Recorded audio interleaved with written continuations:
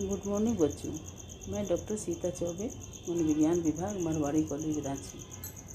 बच्चों, पिछले क्लास में मैंने आपको चिकित्सीय संबंध के बारे में बताया है, उसकी विशेषता के बारे में बताया है। आज मैं आपको चिकित्सा के टाइप्स के बारे में बता रही हूँ कि मनोचिकित्सा के कितने टाइप्स होते हैं, उसके बारे में मैं आपको बता रही हूँ।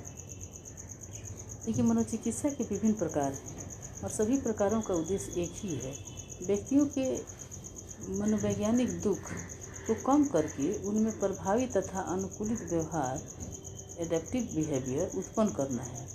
मनोचिकित्सा के तीन प्रकार काफ़ी लोकप्रिय होते हैं।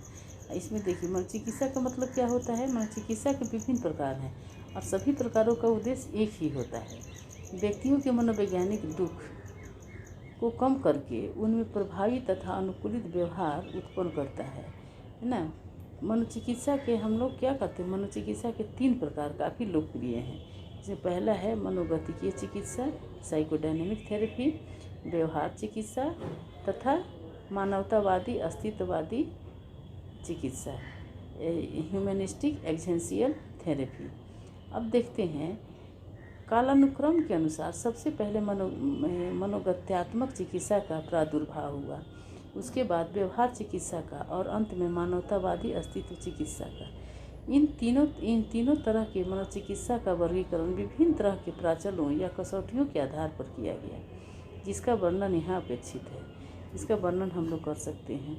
अब देखते हैं मनोचिकित्सा के वर्गीकरण के प्रमुख प्राचल क्या हैं।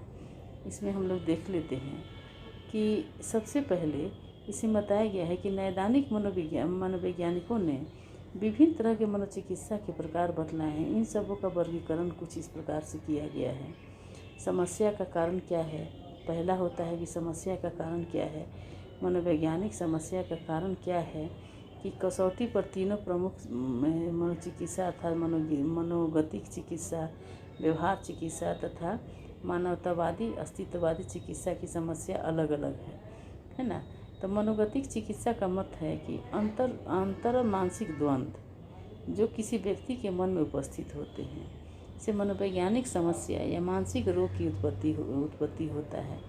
व्यवहार चिकित्सा के अनुसार मनोवैज्ञानिक समस्या की उत्पत्ति व्यवहार एवं चिंतन के दोषपूर्ण अधिगम से होता है, जबकि मानवतावादी अस्तित्ववादी चिकित्सा के अनुसार व्यक्ति की जिंदगी के अस्तित्व के बारे में खतरा तथा जीवन में अर्थहीनता के कारण ही मानसिक रोग उत्पन्न होता है ना। हम लोग क्या देखते हैं कि आखिर ये समस्या किस कारण से उत्पन्न होता है। अब चिकित्सा में हम लोग देखते हैं कि आखिर समस्या क्या है और समस्या का कारण क्या होता है। इसमें हम लोग तीन प्रकार का कारण देखते हैं। एक मनोगतिकीय कारण होता है, साइकोडायनेमिक कारण, और दूसरा होता है व्यवहारवादी चिकित्सा है ना, तीसरा होता है मानवतावादी अस्तित्ववादी चिकित्सा की समस्या है ना। तो इसमें तीनों में अलग अलग होता है। मनोगतिकीय चिकित्सा का मत होता है कि अंतर मानसिक है ना, इंट्रासाइकेट्रिक कॉन्फ्लिक्ट, मतलब उसके मन के अंदर किस किस तरह का कॉन्फ्लिक्ट चल रहा है जो किसी व्यक्ति के मन में उपस्थित होता है। तो इसको हम लोग क्या बोलते हैं, इसको मनोगतिकीय चिकित्सा कहते हैं, साइकोडायनेमिक थेरेपी इसको बोलते हैं है ना। तो ये होता है। अब इसमें ये होता है जो व्यक्ति के मन में उपस्थित रहता है और मनोवैज्ञानिक समस्या या मानसिक रोग की उत्पत्ति होती है। अब व्यवहार चिकित्सा में के अनुसार क्या होता है, समस्या की उत्पत्ति उसके व्यवहार और चिंतन के दोषपूर्ण अधिगम से, दोषपूर्ण सीखने से होता है। तो दोषपूर्ण सीखने, तो इससे हम लोग मानवतावादी अस्तित्व का क्या होता है, एक दूसरे की ज़िंदगी के अस्तित्व के बारे में उसमें खतरा तथा जीवन में अर्थहीनता के कारण ही इस तरह का मानसिक रोग उत्पन्न हो जाता है ना।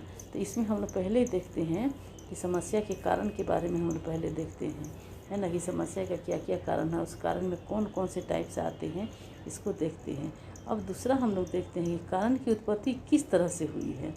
ये जो समस्या का कारण बना, आखिर इसकी उत्पत्ति कैसे हुई, इस चीज़ को भी हम लोग देखते हैं है ना। तो अब इसके कारण में किस तरह से इसकी उत्पत्ति हुई, तो इसमें देखा जाता है कि मनोगतिकीय चिकित्सा में यह समझा जाता है कि अंतर मानसिक द्वंद्व जो असामान्य व्यक्ति का कारण होता है, क्या होता है, जो असामान्य व्यक्ति का कारण होता है कि उसका आंतरिक जो द्वंद्व चलते रहता है, तो उसका बाल्यावस्था में अपूरित इच्छाओं तथा बाल्यावस्था के अनसुलझा डर एवं आशंकाएं से उत्पन्न होता है। क्या होता है? बाल्यकाल में जो कुछ अपूरित इच्छा रह गया, उसका जो इच्छा पूरा नहीं हो पाता है, या बाल्यकाल में अनसुलझा डर, मैंने कोई ऐसा डर है जो कि उसके मैंने बचपन में ही उसके मन में एक डर उत्पन्न हो गया और आशंका उत्पन्न हो गया, जिसके कारण उसके मन में हरदम क्या होता है, ये संघर्ष, ये कन्फ्लिक्ट चलता रहता है ना। ये भी एक डर का कारण बनता है, एक इसका समस्या का कारण बनता है। व्यवहार चिकित्सा की मान्यता यह है कि दोषपूर्ण अधिगम, दोषपूर्ण अनुबंध पैटर्न, दोषपूर्ण चिंतन एवं विश्वास के कारण व्यक्ति में अनुकूलित व्यवहार या मैलाडेप्टिव बिहेवियर उत्पन्न हो जाता है ना। जब बिहेवियर थेरेपी में क्या होता है, दोषपूर्ण चिंतन होता है, दोषपूर्ण अनुबंध पैटर्न होता है, दोषपूर्ण सीखना होता है, जिसके कारण ये क्या होता है, इस तरह का एक व्यवहार उत्पन्न हो जाता है ना। विश्वास के कारण व्यक्ति में अनुकूलित इसी तरह का व्यवहार उत्पन्न हो जाता है।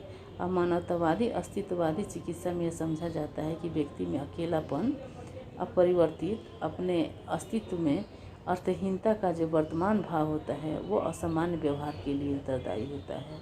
मानवतावादी में क्या होता है कि व्यक्ति में जो अर्थहीन मतलब मीनिंगलेस जो काम होता है या करंट में जो फीलिंग, वर्तमान में जो फीलिंग होता है, वही व्यक्ति में असामान्यता का कारण बनने का उत्तरदायी होता है। मान लीजिए किसी का पॉजिटिव संबंध है, किसी का नेगेटिव संबंध है, तो इस तरह से क्या होता है, उसमें एक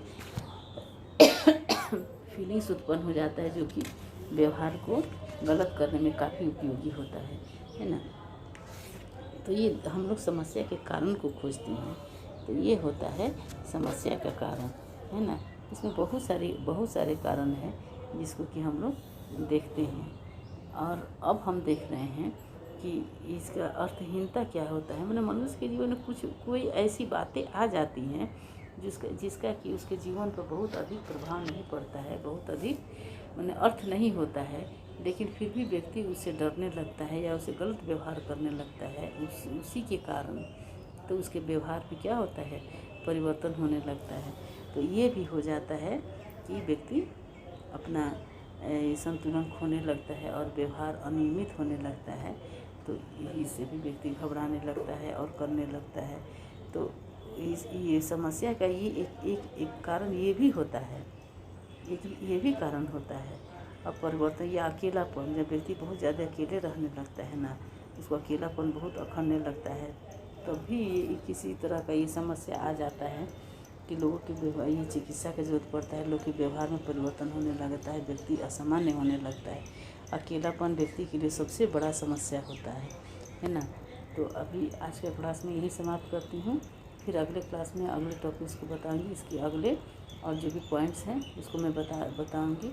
मनोचिकित्सा के वर्गीकरण के जो कुछ और भी विशेषताएँ हैं, जो कारण हैं, इस प्रकार वर्गीकरण जो है हम अगले क्लास में फिर बताऊँगी। आज के लिए यहीं तक, धन्यवाद।